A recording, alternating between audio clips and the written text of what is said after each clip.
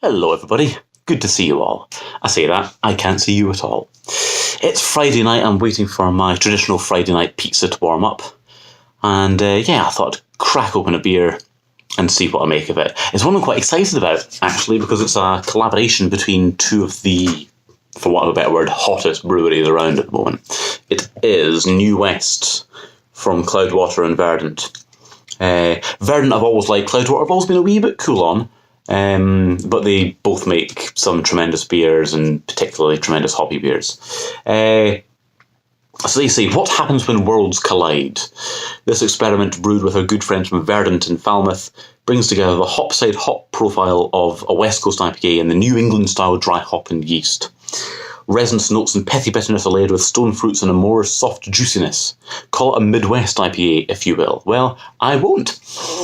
It looks good though. I've always been a strong defender of the West Coast style. I like that bitterness, I like that resinous note. So if this can successfully mash the two up, fantastic. I'm wary because it might be a bit of a kind of middle ground between the two. But we'll find out. But as it's a Cloudwater beer, we're going to find out in an appropriate size. I'm only going to give myself 100 mils to tell you what I think. Because, as you may have heard, Cloudwater have announced a festival whereby they're only selling things in maximums. Well, I say selling. It's a ticket to get in and unlimited beer, where that unlimited beer comes in maximum 100 ml servings. For reference, that is 50 ml. It's called a miniature because it's quite small. 50 ml. So in order to make sure I don't get a drop, so I can heighten the experience as much as possible, and to ensure that I don't get dropped too much, I have a measuring system here. So we will only pour out exactly 100 mils. So let's crack into it and see what we get. I'm going to hold it up there like that. And we're going to go nice and gentle.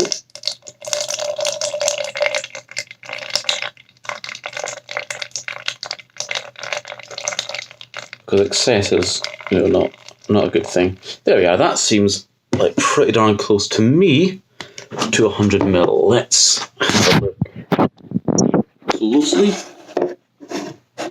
That's pretty close, I think.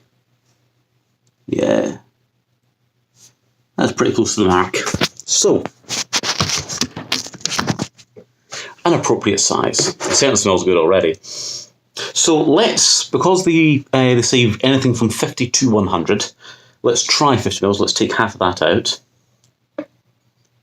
and see what becomes of it. I'm going to get quite a steep angle here just to get that much. That's about half. A tad more actually. There we are. I've got to heighten the experience, and that's what it's all about. So, this is our 50 ml. It seems plenty to me. That's all the beer I need. So let's see.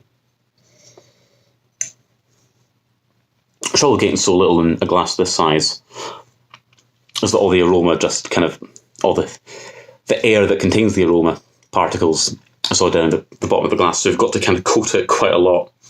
Roll it around like that to make sure that as much surface area as possible is coated in the beer so it releases the aroma.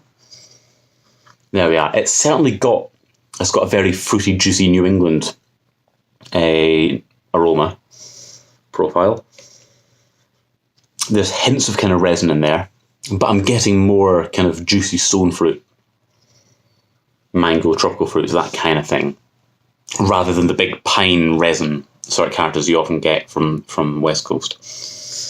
But that's the aroma. Let's say it's also quite cloudy. It's certainly murky. It ain't a clear kind of bitterness rapier that you often get from the West Coast. So let's see.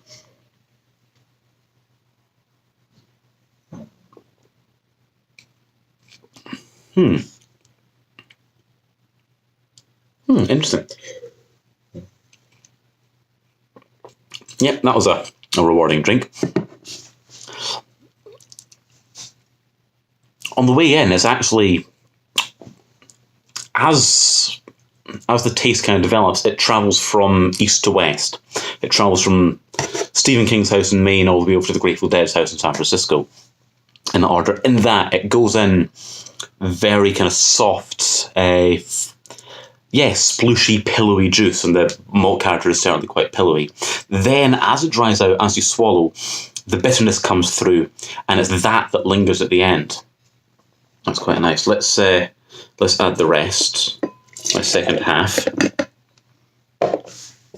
Let's see what I get.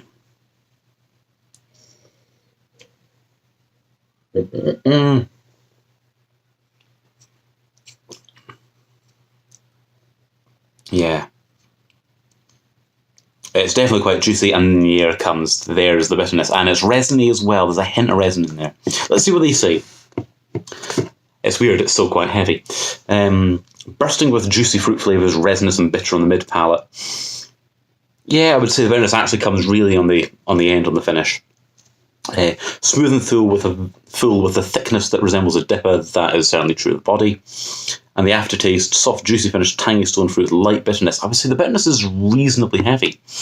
I wouldn't say it's a light bitterness at all. It's grippy. It's that kind of sandy bitterness that you do sometimes see. The weird thing for me is that bitterness is normally associated with a kind of sweet malt backbone that you normally get from a West Coast.